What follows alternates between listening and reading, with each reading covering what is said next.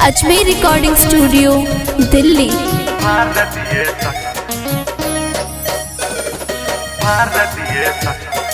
Mix by Ramu Kamina on the beat.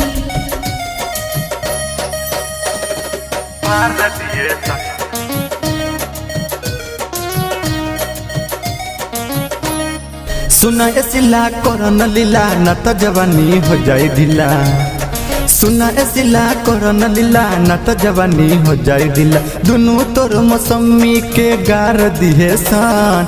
Sheohar शहर जिला हफार दिहे सान। रानी सीतामढ़ी जिला हफार दिहे सान।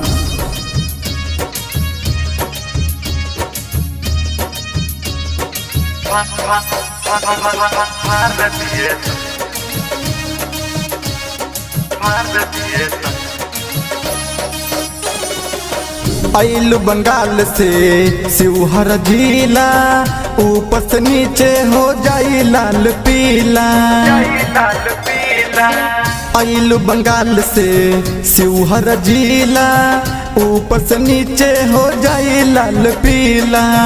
चल जाई गोली केहू न बोली।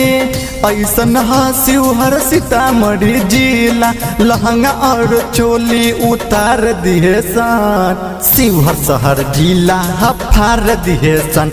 रानी सीतामढ़ी जिला हफार दिहे सन।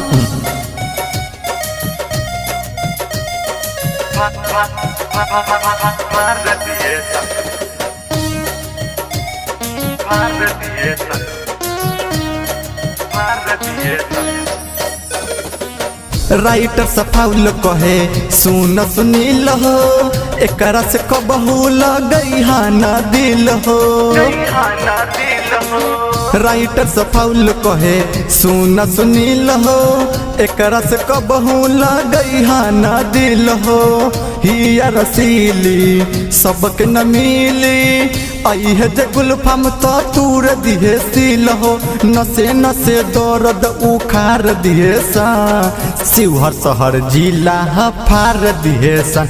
रानी सीतामढ़ी जिला हफार दिहे सन। तू न सिला करन लीला न त जवानी हो जाए ढीला। दुनू तोर मौसमी के गार दिहे सन।